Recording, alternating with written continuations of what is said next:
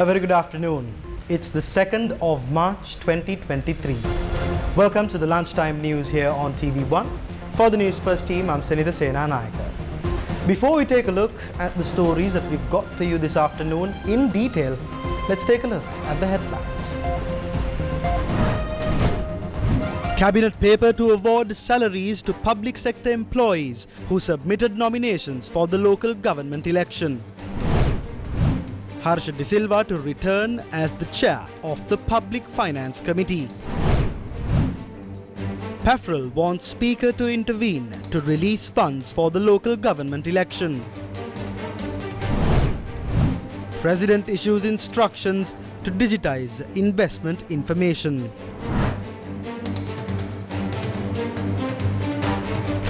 On to your top story this afternoon.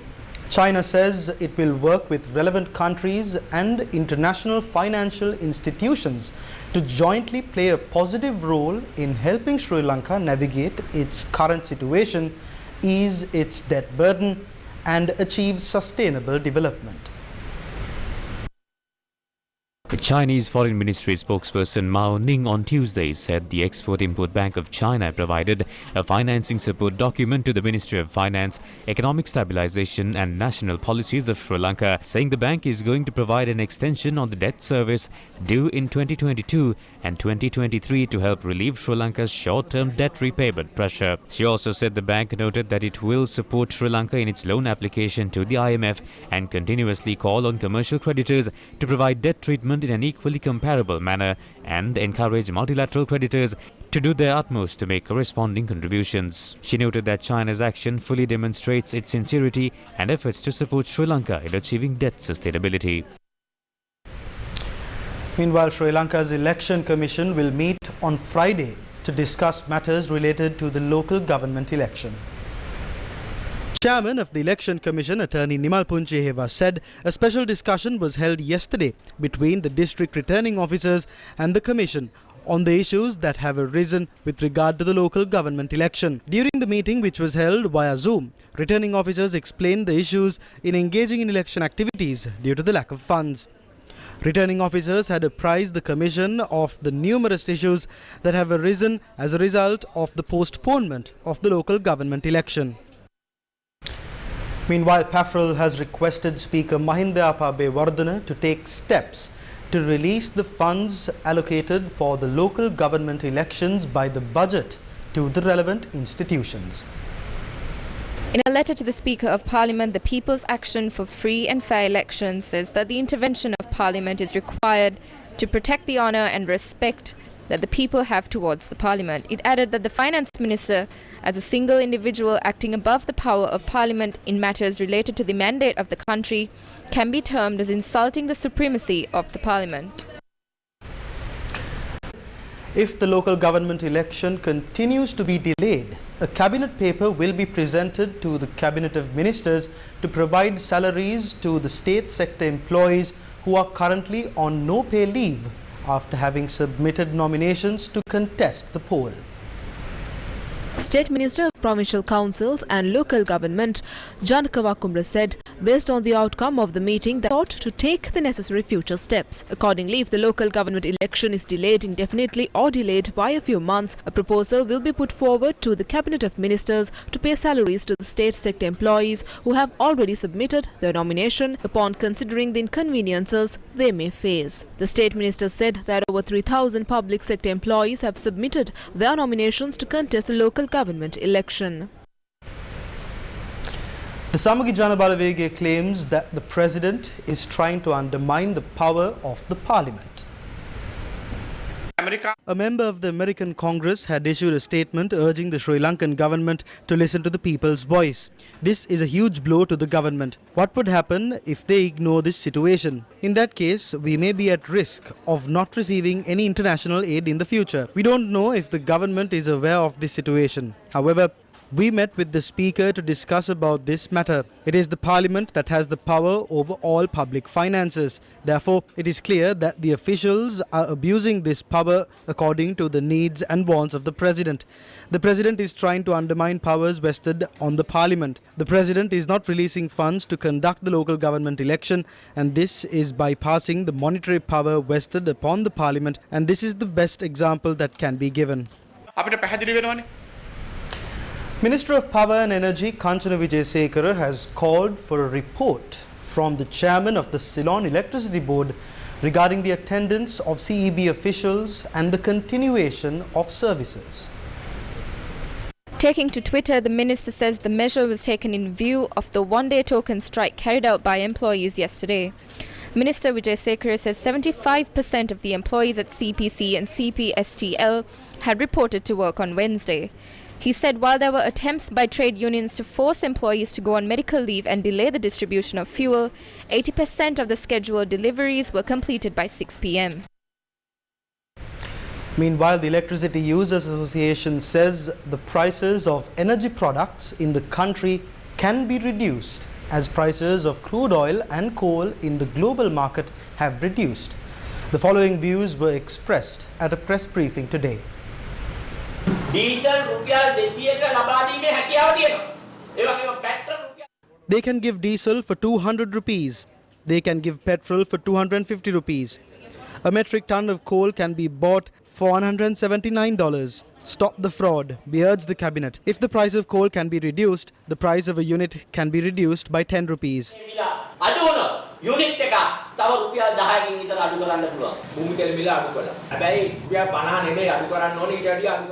The price of kerosene was reduced. However, it could have been reduced by more than 50 rupees. Globally, the price of a refined crude oil barrel has reduced.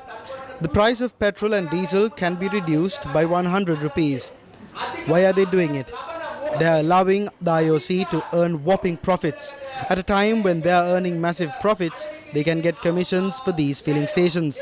Then this government can line up their pockets. That is the secret behind this.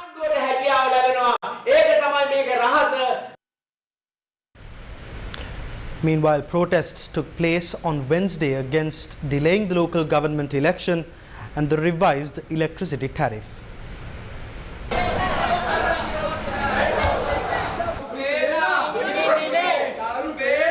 A protest took place in Palapitiya Gaol against postponing the local government election.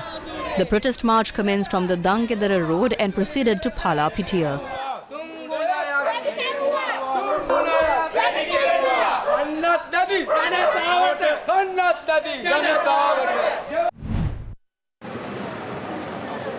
The protest using torches took place at the Kochikade junction in Colombo against increasing the electricity tariff.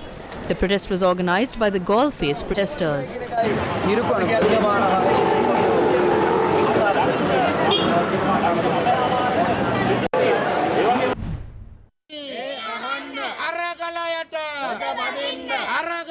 A similar protest against the electricity tariff revision took place in Min area.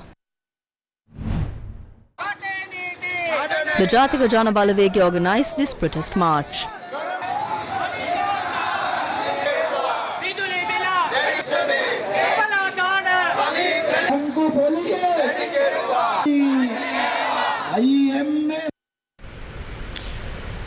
President Ranil Wickremesinghe has given instructions to digitize investment information to make it easily and quickly accessible to interested parties. During a discussion held at the President's office on Wednesday, President Ranil Wickremesinghe instructed to digitize investment information to facilitate easy access for interested parties.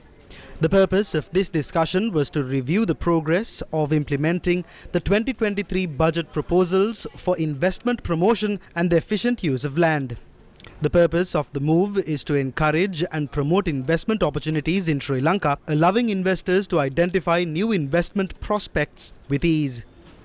Furthermore, the President highlighted the importance of promptly identifying unused government-owned land by each government institution and department and creating a data bank with the relevant information. This would enable better management and utilization of such land resources. President Ranil Wickremesinghe had emphasized the timely amendment of the Agricultural Development Act and the Paddy Land Act to enable the replanting of cultivable paddy lands and the cultivation of other crops on non-paddy lands.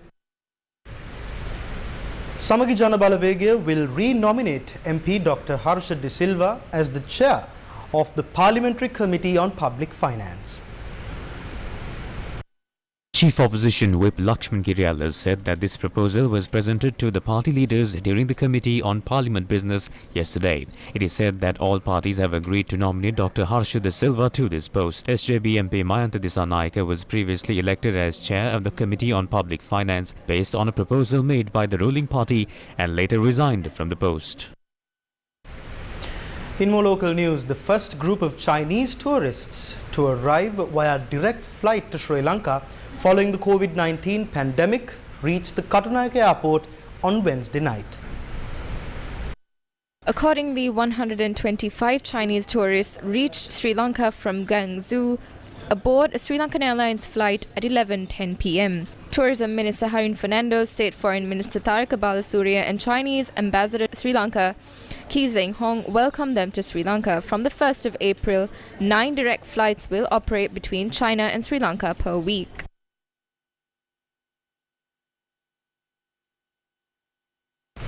Meanwhile, Chinese Ambassador to Sri Lanka, His Excellency Kee Zeng Hong, called on the Registrar, Lekakadhikari of the Amarapura Mahasect, Venerable Balapitiya Sivali Thero, on Tuesday.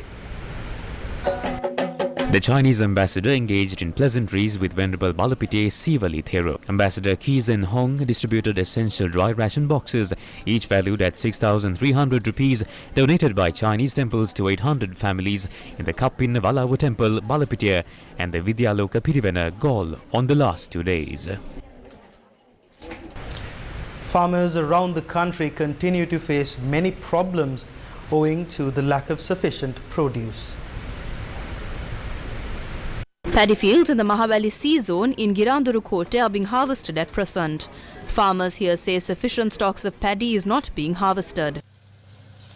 Several acres of paddy fields in Dimbulana Polonnaruwa have been damaged due to the recent strong winds and showers. Paddy fields that were about to be harvested were destroyed by inclement weather. The National Dengue Control Unit says 54 MOH areas have been identified as high-risk zones for dengue. The unit says 15,900 dengue patients were recorded so far this year, with 3.7% more cases reported this week in comparison to last week. In more local news, the postgraduate convocation of the University of Colombo was held yesterday. The post-graduation convocation was held at the Bandar Naika Memorial International Conference Hall under the chairmanship of the Chancellor of the University of Colombo, Venerable Muruthettuwe Ananda Thero, Director General Manager Newsfirst at MTV Channel Private Limited, Yasarat Kamalsuri, Sirasa TV Director Dharmashree Bandare Kanaika, Newsfirst Director Roshan Batavala, Sirasa FM Weekend Program Assistant Manager Shalika Ranasinghe were conferred with their postgraduate degrees. Kartika Kirti Singham, Executive Technical Officer of MTV Digital Asset Management Division, received a Masters of Business Administration degree related to international business.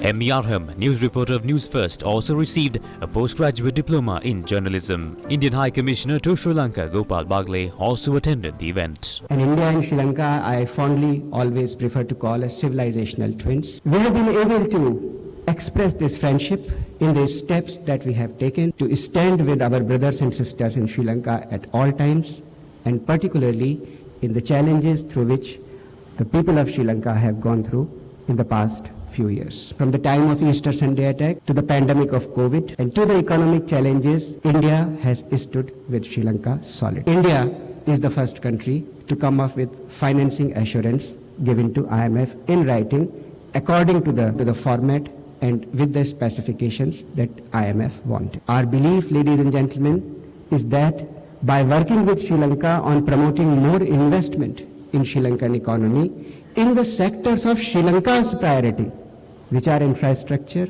energy, renewable energy, manufacturing and education. This is how we will create more capacities in Sri Lanka for the long term. Early economic recovery of Sri Lanka is not the only thing to cooperate for. The larger objective is to continue the cooperation, in fact build on it for rapid economic recovery and thereafter growth of Sri Lanka. Your generation will grow together, my dear friends, with your Indian counterpart. For the next 60, 70 years or even more, I think it is the youth of India and youth of Sri Lanka which will drive the growth of not only their respective countries, but this region, and will also contribute to the greater well-being of the humankind.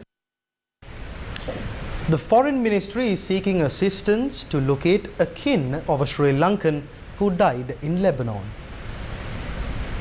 The Ministry of Foreign Affairs seeks assistance of the general public to find out a close relative or a person known to the following Sri Lankans who died in Lebanon. The statement noted that the deceased was identified as Jayasuri K. Priyantika Nilakanti from Chilo. The relatives of the deceased are requested to contact the Consular Affairs Division urgently via 0112 33 8836 or 0112 33 5942 or 01123 23015.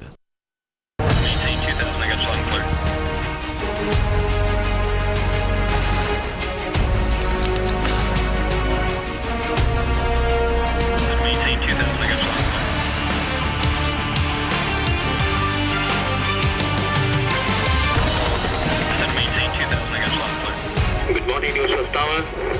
On behalf of the Sri Lankan people, the Newsfirst team first of all would like to thank Sri Lanka Air Force for your hard work in keeping the sky safe. We also would like to congratulate your 72nd anniversary. You are cleared for takeoff.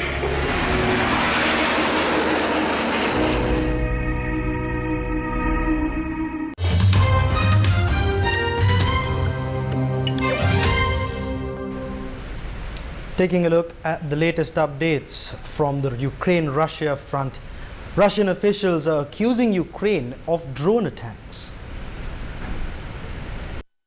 Ukraine on Wednesday denied targeting Russia, suggesting attempts at domestic assaults, which Moscow did not accept. Analysts have said Kiev is preparing to launch more attacks with its growing fleet of domestically produced unmanned aircraft, and top pro-Kremlin figures are worried. On the 26th of February, two blasts rocked an airfield in pro-Putin Belarus, damaging one of the most precious Russian weapons, one of 9 A-50 planes that can identify the locations of Ukrainian air defense units. Belarusian guerrilla fighters claimed responsibility. On Monday night, at least 4 drones fell short of reaching a power station in the western Russian city of Belgorod that sits less than 40 kilometers from the border.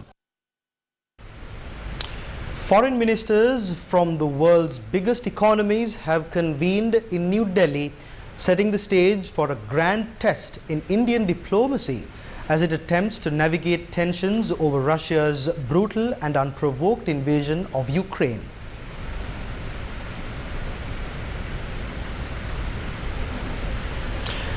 In the second high-level ministerial meeting under India's Group of 20 presidency this year, the country's Foreign Minister Subramaniam Jaishankar will meet his American, Chinese and Russian counterparts today, hoping to find enough common ground to deliver a joint statement at the end of the summit.